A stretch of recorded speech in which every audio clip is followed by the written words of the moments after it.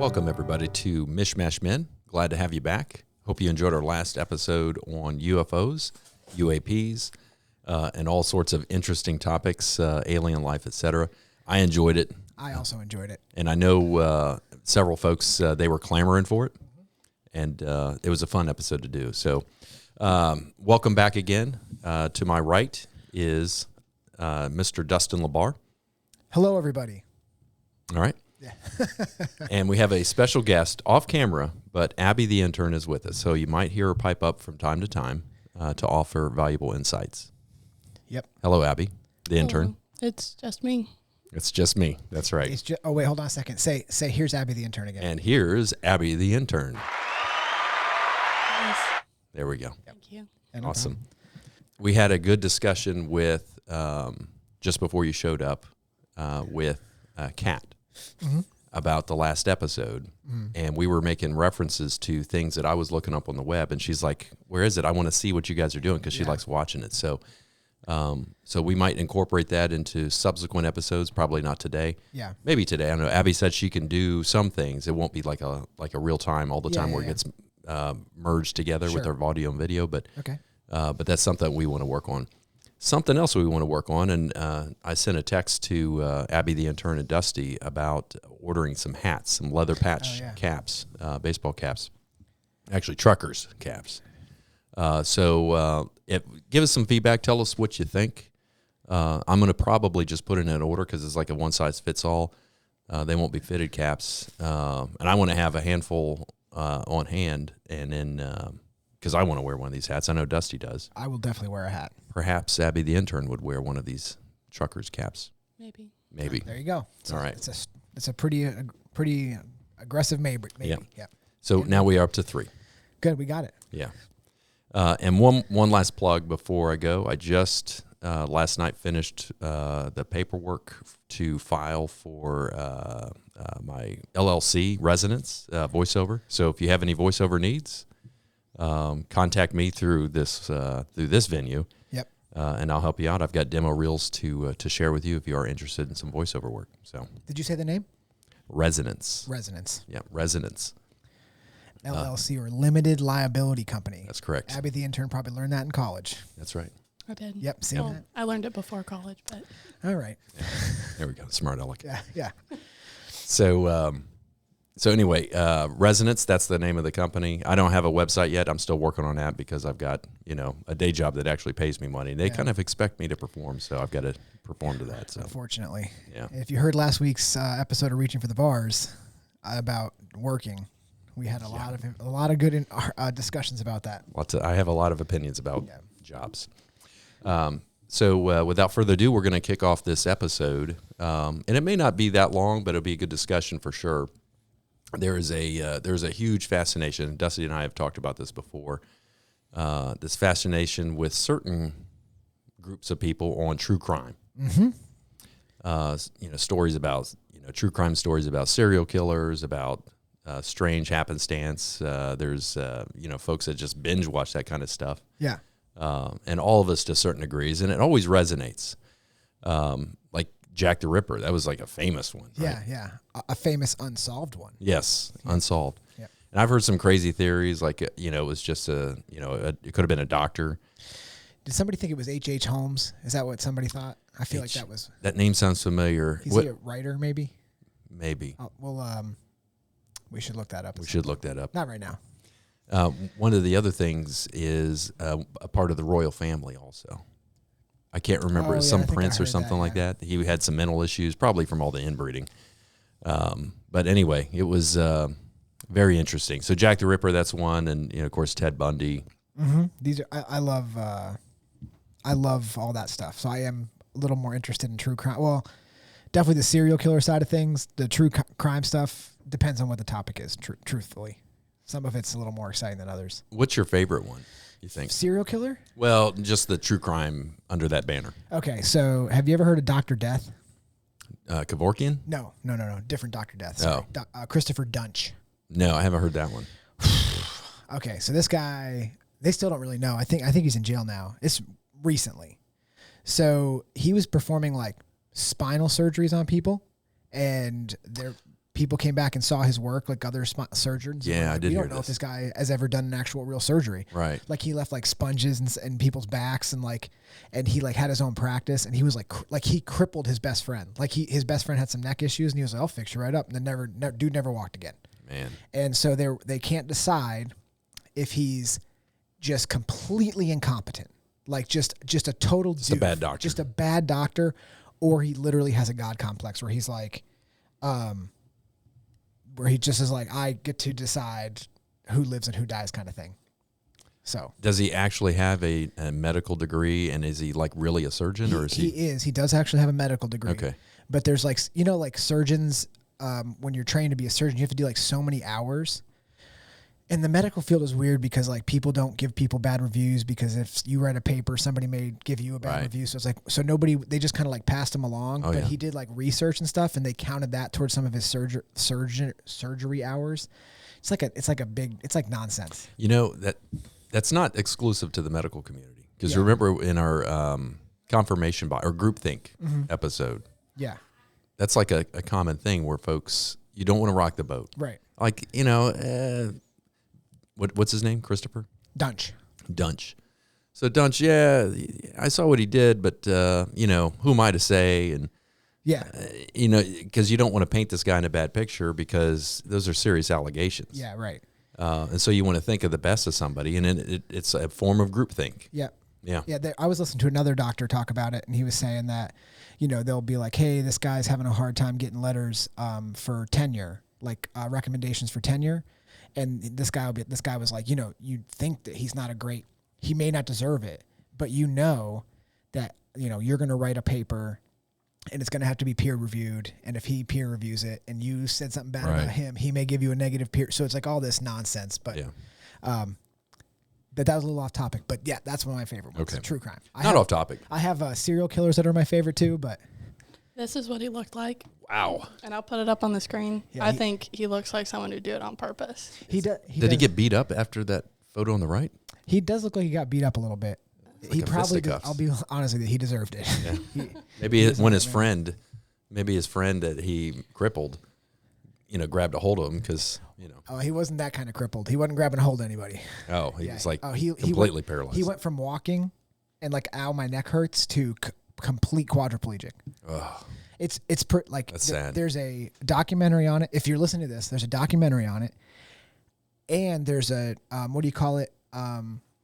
It's like it's a docu-series, but it's like with actors. Oh, we talked about that. Yeah, what the heck do you call it? I forget now. Anyway, A docudrama? Docudrama. Yes. with the guy that played. It was on Mighty Ducks. He was Charlie on Mighty Ducks. I forget his name now, but I've never he seen that. plays Christopher. You never saw Mighty Ducks? Yeah. Okay, you? I have not. Okay. All right. So Take some Limitless. yeah, I just took one. So, No, it's me. Oh yeah, well, you guys want to have a couple? So anyway, watch the documentary and watch the docudrama, because it will blow your mind that a guy like this was able to function for so long in the surgery community. Wow, that's interesting. So yeah, these kinds of cases, they interest folks probably because, you know, murder's involved. There's a certain amount of drama. Mm-hmm. So when I first got exposed to this, I was a big mystery fan. So I read, like, when I was a kid, I started off reading like I read a lot of Agatha Christie, a lot of Alfred Hitchcock theme type stuff. Mm-hmm. I was a junkie, and then I discovered this, you know, Jack the Ripper. Read all about Jack the Ripper. I'm probably like 10, 12 years old. Uh-huh.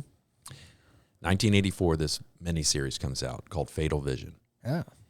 And it was about a family, and I wouldn't say, because I'm not a huge true crime fan, but there's like one or two cases that draw my attention, and as soon as I hear about it, I'm like, my ears perk up. Sure. So it was a miniseries, 1984, shortly after the publication of a book, same name, Fatal Vision by Joe McGinnis. And here's the story. So February 1970. As an Army medical doctor, he was in a Special Forces unit, a Green Beret unit. Mm-hmm. They call him the Special Forces doctor, but I don't think he was tabbed. Okay. Like, in other words, go through the whole Special Forces qualification course. Gotcha. But anyway, he's a medical doctor for that unit, Green Beret unit. And, you know, he does rotations in the hospital. So he's an official medical doctor. Mm-hmm. And the way it I'll describe the way it happened. So that he calls from his house saying that he's been attacked. His family's been attacked. And the MPs show up. And his story is that he was asleep on the couch because him and his wife had an argument or a fight or whatever. So he slept on the couch, or for whatever reason, he was up late watching TV. And he's asleep on the couch. And then he wakes up, and there are people, like there's a woman with a floppy hat and a candle, like hovering over him. And there's two other dudes. He hears his wife screaming and his kids screaming. Oh my God. And then he's, he's fighting them now because he's trying to get up and get to his wife. They knock him out, and then he wakes up, and then he finds his wife, and, she's dead. He's trying to save her. His kid's dead. Oh my God. Beat to death and stabbed to death. Oh my God. And his wife was pregnant also, by the way. So, fast forward a bit, he gets charged, military court, and they don't have enough evidence to convict him. And there's a lot of pity for him because he's got, he's this educated doctor. Like, why would he kill his family? That's what bad people do. And this guy's an upstanding citizen. He's an Army officer. He's in this elite unit. He's a medical doctor. I think he might have even went to an elite school. I'm not sure, medical school, but that's neither here nor there. A lot of sympathy. And his father-in-law was one of his biggest character witnesses. Okay. Freddie Kassab was his name, and spoke up for Jeffrey McDonald. Had a lot to say of his sterling character, and didn't believe that his son-in-law could actually do this, because that would be a hard thing to swallow. Yeah. So December 1970, they dropped the charges. He's off. Oh. So everything's good. Everything's good to go. And in the meantime, Freddie Kassab, his daughter and his grandchildren were murdered. And he wants to get to the bottom of it. And Jeffrey McDonald doesn't seem to be too concerned about it. He actually moved out to California. Oh. And, becomes a surgeon. So he's a surgeon out in California, like a high-profile surgeon. And Freddie keeps badgering him, like, hey, send me the transcripts. I want to know, because he wasn't able to watch all of the court-martial. He was just there as a witness. And so he wanted to see the transcripts because he's trying to piece together what really happened that night. And Jeffrey McDonald stonewalled him. I can't remember if McDonald sent them to him or he got them some other way. But he gets them, and he's laying out the timeline of when the call was made, when this happened, things that were said on the witness stand, things that Jeffrey McDonald told him. And he figures out that Jeffrey McDonald killed my daughter and his children. Oh, boy. So now he's on a mission, and he convinces the court system, the prosecutor, you need to bring charges on him. Here's the evidence, and they finally do. They bring this evidence about, and it was 1974, I think, is when the trial started. So now we're in a court. I can't remember, what kind of court it was, but it's neither here nor there. And they, this is a civil court, different rules altogether. Right. And there's no statute of limitations on murder, so all this evidence still applies. There's new evidence that came out. There was a lot of, on the defense side, there was a lot of accusations of malfeasance by the criminal investigative division of the Army that was there doing the investigation. And there were other things. In the meantime, Jeff McDonald hires this guy, Joe McGinnis, who was, kind of an unknown writer. Okay. But he hires him because he's got money. He's like, hey, I want you to document my story because this is a big deal. And he's probably thinking, hey, we can make some money off of this. And I want you to tell my story because, for whatever reason. So this guy, Joe McGinnis, is going around. Joe McGinnis is just a paid guy because this client says he's innocent. So he's just going to write the story as he sees it. And Jeffrey McDonald's telling him his story. He's in all the meetings with the lawyers. And we'll table that for just a second.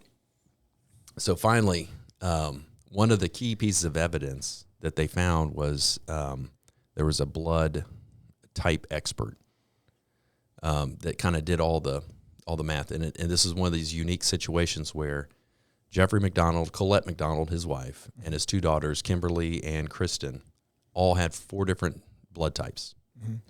Rare instance. Okay.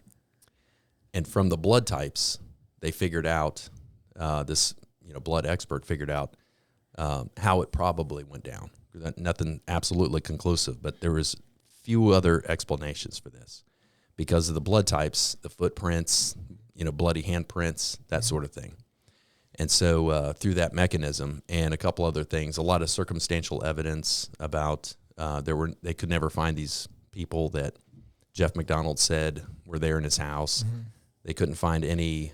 They found the ice pick that was used as a stabbing weapon, but in a club.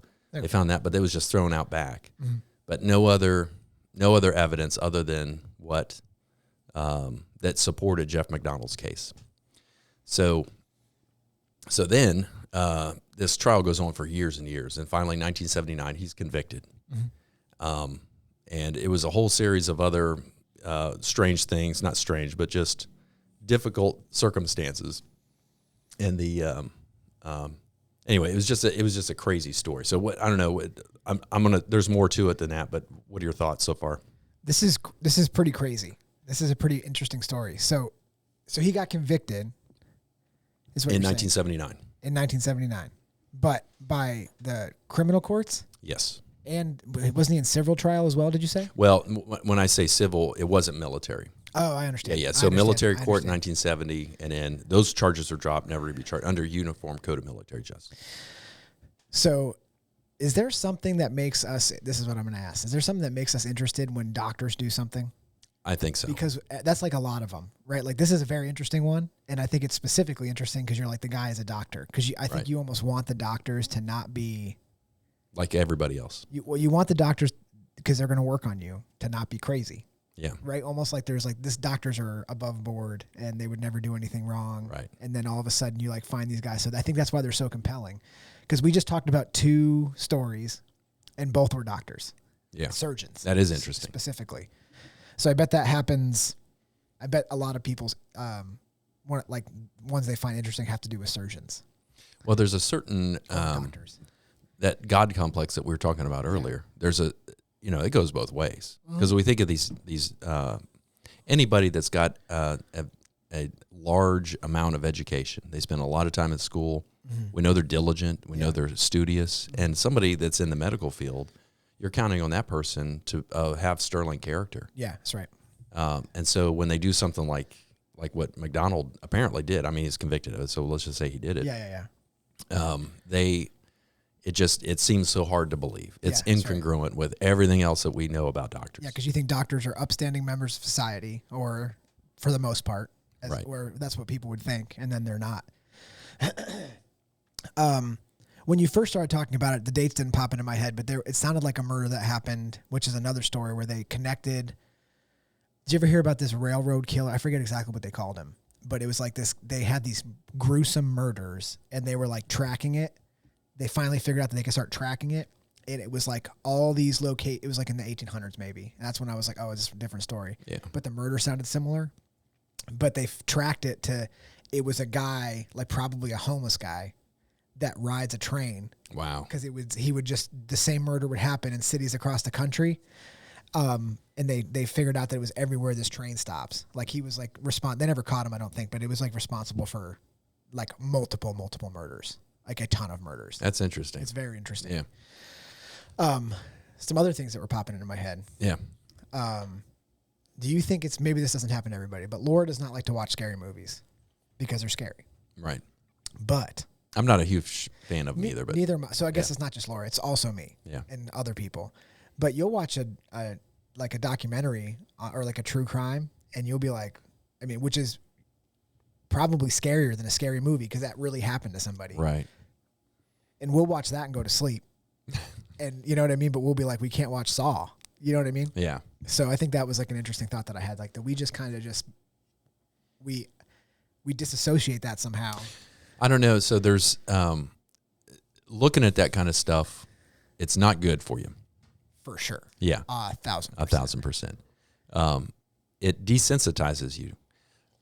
But also on the flip side, and so maybe we find it more palatable to and more acceptable. Like, I don't like looking at the pictures at all, but I like, it's just intriguing, the whole storyline. And we'll go into a little bit more of it in a minute on this particular one. Yeah. It's compelling because you know what happened, and the loss of life, how what could possess somebody to kill somebody. And most murders happen. They're crimes of passion where somebody's like they know each other. Yeah. And you just get mad, and it just escalates out of control real quick. And so you find it more compelling, vice a blood and gore movie that's not based on anything. It's just gratuitous, and it's desensitizing, and I avoid them. That's fair. For multiple reasons, but me too. I also avoid them. Yeah. I also avoid them. Keep cracking on. I want to hear what else happened. So this guy, Joe McGinnis, that was following around, he's supposed to write this book for Jeffrey McDonald. Okay. Or write about, I'm not sure if he set out to write a book, but bottom line is he wrote this book, Fatal Vision, which totally portrayed McDonald as the killer. So McDonald hired him. He's like, I'm going to show you. Yeah. Like, see my story. Yeah. And then as he's writing the book, he's like, yeah, Joe McGinnis is like, this guy's actually guilty. Yeah. And his little things, like his temper would flare up, his ego was immense, as you can imagine. Like, surgeons are known for their ego. Yeah, and for sure. It's good. Yes. Because you don't want some timid soul. Yeah. I think I can cut. I think I can cut. I think this is where. I don't know. Where would you want me to cut if it was your decision? I'm kind of nervous about this. I don't think I can do it. It's like, this guy's not really sure of himself, but he probably won't serial kill me. or make me a quadriplegic. Yeah. Probably not. So he basically turned on him, and he was on the inside. Now, that's not to say that everything he portrayed in the book Fatal Vision was exactly on, because it's a book about, it's not, it is factual book. Yeah. But it's based off of one man's opinion while he's in the room with McDonald, with his lawyers, and he's given access to all the facts that the defense team had. And when you're the defense team, you have all your facts that you gather, plus the prosecution through discovery has to share what they have with you. Yeah. So if that guy sits with his lawyer, it's privileged. But is this guy allowed to talk about it? Because it's not actually his case. After the case was over, I guess he's allowed to go. He's allowed to, because he got hired, and that makes it was part of the whole thing. Like, hey, this is my writer, Joe McGinnis. Yeah. And he's going to be here, Mr. Lawyer, because he's going to tell my story, because I'm innocent. Yeah. That feels like a flex, or like a trick to be like, I brought this guy in because I want him to write my story because I'm super innocent. Yeah. And he was like, this will trick him. Well, the guy that they cast as Jeffrey McDonald, Captain Jeffrey McDonald, the killer, was Gary Cole. I don't know if you remember him. Gary Cole. He's been in a ton of movies. Not Gary Coleman. No, not Gary. What you talking about, Willis? Yeah. Oh, that's going to be on a short. That's funny. So, Abby the intern, do you know who Gary Coleman is? I do not. I almost promise you, if you bring up Gary Cole and Gary Coleman, they're going to be completely different looking people. Yes. Yeah. Yes. So Gary Cole was in, like, he played in the Brady Bunch movie. He played the dad. Oh, yes, I know exactly who you're talking about. He played Will Ferrell's character's dad in Talladega Nights. Oh, yeah. He's a great actor. He is good. Yeah. So he played him, and the way he portrayed him was, and again, my exposure, a lot of this exposure is through these drama series based on actual events. Right. But pretty arrogant guy. Yeah. And like you said, a flex move of bringing I've got my writer in here. He's going to write a book because I'm an innocent guy. I'm super innocent. Yeah. I'm super duper innocent. Look how innocent I am. Would a guilty guy bring in a writer? I don't think so. So he hired this guy. Jeffrey McDonald sued Joe McGinnis because shocked. Yeah, he wrote this book. I hired you to write this book for me, and he wrote it against me, and he actually won that case. He did? Jeffrey McDonald. He got awarded $325,000. What can you do with that in prison? Well, they put it in a trust. Oh, okay. Yeah, and I guess because Jeffrey McDonald, this is another weird thing that goes on. So Jeffrey McDonald got married while he's in prison. Smart, yeah. Some sympathetic woman wants to marry him. Yep. Makes sense. And maybe she'll get that money when he dies. Oh, that's actually a smart move as a woman. You literally never have to see him. Yeah. You just wait for him to die, and you get $325,000. A cool cash. Actually, that's pretty smart. Yeah. Well, I don't know if that's why she did it, but I think we can assume that's why she did it. well, I don't know if she married him before that. Oh, that okay. whole That's thing. fair. That's fair. I don't have that on my timeline, my research. In the story that's in my head, That works. That's what she did. That works. That's not factual, but don't fact check me, but I feel like that's what happened. So 1979, he's convicted, sentenced to life in prison. Okay. And in 1980, the Fourth Circuit Court of Appeals reverses it Okay. Oh. because it wasn't a speedy trial. Because this happened, the events happened in 1970. 1979, he's sentenced to life. That's 9 years. Yeah, That's yeah, a yeah. long time. I gotcha. And so the Fourth Circuit overturned it. And then 1982, the U.S. Supreme Court reversed the Fourth Circuit, and he got rearrested and sent back So to did prison. he get out? Oh, he was out. Dude, is there anything worse than that? Could you imagine being like, I'm out? Oh. And then them being like, no. That sounds like the worst. And you're not going to get a job.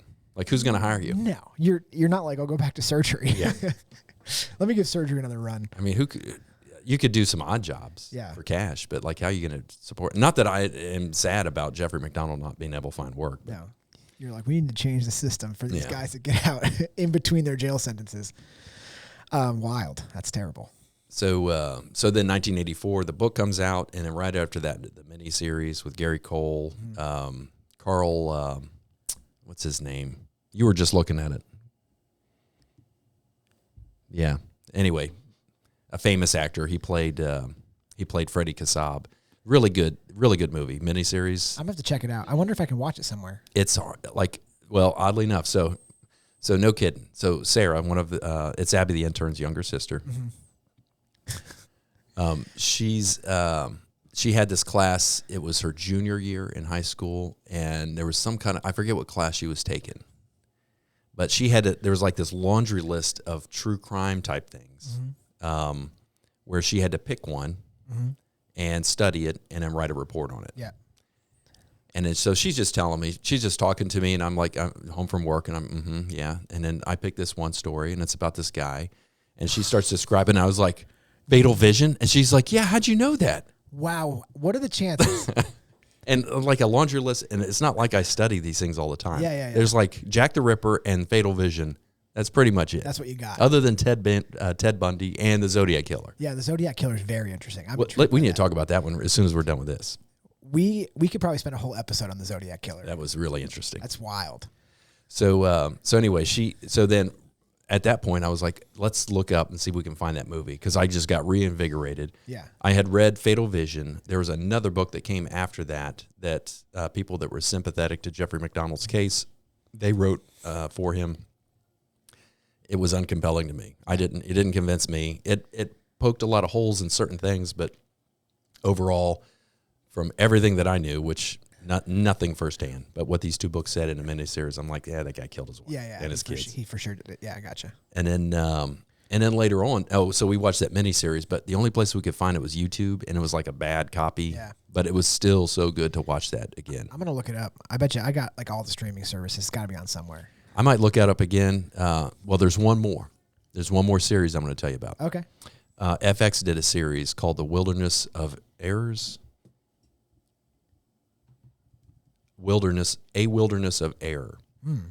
And so there was a whole series. It was like a mini series on FX, and I got hooked on. It was right after the thing with Sarah. Oh, okay, I gotcha. And then I saw that got advertised. It might be from like 2012. But anyway, bottom line is, I think there was a book, because it talks about the errors in the prosecution's case. Okay. And what the military police, because the military is on an Army base, Fort Bragg, or I think it's Fort Liberty now.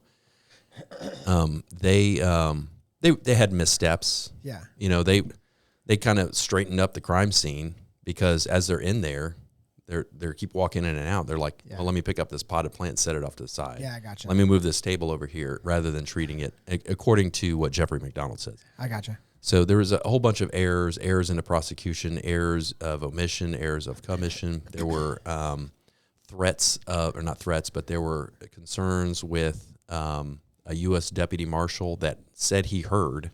Again, this is secondhand information from the marshal, that Jim Blackburn, who was the prosecutor in the final case that convicted Jeffrey McDonald, that he had threatened Helena Stokely. And Helena Stokely, I didn't mention her name before, but she was like a known hippie. Because remember, this is 1970. Yeah. Shortly after the conviction of the Manson murders. So the whole hippie scene, the drug scene, things were getting kind of crazy at the time, 1970. Right. It was a great year. It was when I was born. Great year. But she was the woman that they attributed to this woman in a floppy hat. That's what Jeffrey McDonald says. That's the woman that was the woman in the floppy hat with a candle hovering over me while I was waking up. She was out and about that night. Some MPs saw her walking around that night. Okay. Somewhere near the base. And remember, back then, they didn't close bases. It's not like the Arsenal now where you got to have badges and stuff. You can just drive on and off Army posts left and right. I gotcha. So Helena Stokely, at one point she said she saw, something. But she was always like in and out on acid trips, having relapses. Not a really trustworthy. Yeah, she's not a great witness. No, not a great witness for anybody, for or against Jeffrey McDonald. Right. But anyway, she ended up recanting at some point, but that's all cataloged in this wilderness of error. It's error. I keep saying errors, but the bottom line on the FX series is kind of good to watch. It's not as good as a docudrama. Okay. Because the docudrama is the actors portraying things. Yeah. Wilderness of Error is interviews with like the two MPs that responded to the call. Gotcha. And the guy that was the prosecutor's assistant, because a lot of these people are dead. Gotcha. Now they kept billing this up as like there was going to be this dramatic, like this new evidence. Yeah. And I was getting so pumped, and I get to the end of it, and I was disappointed. And either I'm an idiot and I dozed off, or I'm an idiot. Okay. Or I dozed off during this key part. Yeah. That kind of tied everything in, and that was the last piece. But at the end of it, I was like, "That's it." That's it. Like, what's this new and exciting evidence? It's like her hat was floppier than we imagined. It was kind of pathetic. So anyway, that's about all I had on the Fatal Vision. I'm gonna look into it. To be honest with you, it is really interesting. I don't know, Abby, are you compelled to watch it now? Maybe a little bit. I'm not much of a true crime person, but I know a lot of people who really like that case specifically. Yeah. Do you like false crimes? No, not really. Okay, so neither true or false crimes. Got it. Yeah. Got it. Well, so that's all I had on the Fatal Vision thing. But at large, obviously, there's these things draw our attention. Yeah. And one of the things we talked about. Go ahead. I want to list some. You want to talk about the Zodiac? I kind of did, but go ahead. Go ahead with the Zodiac. Go ahead. Yeah. That was. So you hear about the Zodiac Killer just kind of like in lore. Yeah. And then they did that movie with Robert Downey Jr. Yeah, Robert Downey Jr. And it's great. That is a really good movie. It's a great movie. Yeah. And that was another thing where like, okay, well now I'm going to just study up about the Zodiac Killer. Yeah. And the whole theme of it with being like this guy's giving clues. Yeah. And he's using cryptography, and so he had to have some kind of background in cryptography or just be a polymath and self-taught. But I don't know. What are your thoughts? They still don't know who it is. I just heard recently they think they know who it was. I just heard something recently. I forget what they said, but it's fascinating that he basically tortured the police department and the whole city. The whole city. Like he just pretty much got away with anything he wanted, and was basically they were just two steps behind him the whole time. Never ended up catching him. They always assume if the police didn't catch him then he stopped. He got caught for another crime. That all serial killers, this is what they think. Yeah. He probably got caught with another crime and is in prison, which is why he stopped or he died. Right. But this guy these crazy people could just be like, I won, and then just stop. But it's wild. I have to look it up now. That they made a really compelling case that it was somebody, and I think they allude to him in the movie. There's one guy in the movie they allude to. They think it's him. I think it's a bigger guy. I think I know who you're talking about. Yeah. The guy that played him is kind of bald. Yeah, exactly. Yeah. They allude to that in the movie that they were like, they think it's him, but I mean, obviously nobody knows. To piggyback on that, do you remember BTK? Bind, Torture, Kill, Dennis Rader? Where was that in California? It was in, was it in Seattle? I forget. Yeah, it might have been Seattle. But he went dormant for like a long time. Yeah, that's right. And then this is my favorite serial killer story because he's just a dum-dum and he deserved to get caught. So he was doing like weird things like being cryptic and like, you know, leaving them clues. And when he came back, he wanted to like talk crap to them and like still do this thing. Well, he was like, they were like, if you send us this, we'll give you whatever you want. And he sent them a floppy disk. And they could trace the computer. Yeah. But he had no idea. So they were just like, that's him right there. It's his house. We literally found. They were like, he was like, how could you have cracked my code? You might as well just send somebody a blood vial of like, here's my blood. Yeah, I mean, you should. I mean, you might as well and just fingerprints. send a picture of you at the computer, like a selfie. Like, hey. Oh my gosh, they're not anonymous. Might kill later. I don't know. Well, he deserved to get caught. And you remember what he looks like? No. I mean, it's really funny. He was like a UPS driver or something, or a forest ranger, something funny that you wouldn't be like, this is not a serial killer. But he was. Yeah, he should be a surgeon, right? Yeah, he should be a surgeon. But he was like running wild, and then he comes back and he's like, I'm going to send this floppy disk. I'm sure nothing bad will happen. Yeah. It was really funny. I forget exactly what. They like tricked him into sending the floppy disk. And he was like, he's like, you promise you won't look into it? They're like, no, man, we just want the disk. Yeah, it'll be good. Could you imagine being in the rooms? Like, you and I were the cops, the investigators, and we're like, okay, so what are we going to do? We got, you know, does anybody have any great ideas about how to lure this guy and give us some information? And it's the new guy, or maybe Abby, the intern type person, says, why don't you just ask him to send you a CD? And they're like, oh, come on. Yeah. Who would do that? They're like, first off, who has CDs? Maybe a thumb drive. Yeah, maybe a thumb drive. But it was a floppy disk, and they traced him literally back to the computer he used like at the library. Then the library was like, oh, yeah, it was old Dennis Rader from down the street. He called himself BTK for fun. He literally opened the door and was like, BTK in the house. We didn't know what that meant. We thought he just liked Burger King. Yeah. I mean, that's one of my favorite. Like, not terrible that he killed, but just so funny the way that he got caught. It's compelling, that's for sure. It's so funny. It's so funny. Well, so that's all I have on the topic, but do check that out. It is a super compelling case for those details that we laid out before. And I'm probably now, because I got all excited about it, and I started remembering things, and now I'm like, now I got to go back and rewatch something, either the Fatal Vision or that Wilderness of Air. It's really neat because it kind of lays out a lot of the timeline, and it's got the extended materials on it. Oh, gotcha. Post 1984. I'm probably going to watch it, to be honest with you. I'm going to find it. I'm going to watch it. It's worth watching. Yeah, I'm going to watch it. Because it's pretty good. And then you might want to watch Fatal Vision. If I can find it, I'm going to watch it. It's like in the 80s, they had a ton of these miniseries. Yeah. That was like the thing. Sunday night, Monday night, sometimes Tuesday night. Just 3-part miniseries. And sometimes a book, sometimes a true crime, sometimes whatever. We're getting back to that now. They're doing a lot of miniseries. Yeah. Well, the big thing is streaming. Yeah. And then you can suck people in. Yeah. Like me, like on this Wilderness of Air, I could not stop watching it. And then it was a letdown. The ending was a letdown. But that's okay because the journey was fun. The journey was 1,000% fun. 1,000% fun. Yeah. Cool. Abby, the intern, do you have any knowledge to pass on to the viewership? Not really. Okay. I definitely recommend looking at some of this stuff though. Yes, thank you. If not for like entertainment, just for like what not to do. Like, don't be a serial killer? Yes. Or like, don't go to a surgeon who's had like 10 people before like get severely messed up. Yeah, you might want to research your surgeries. Definitely don't be, don't be like, if the guy's like, hey, out of 100 people, I've only crippled 30. Yeah. That's not a great That's pretty effort. good. Yeah. Say 70%. That's like batting 700 in baseball. That's pretty good. Yeah, he's like, if you look at it like a baseball hitter. That's darn good. That was fun. Thanks everybody. We'll be back next week, and looking forward to seeing you. Bye, everybody. Bye.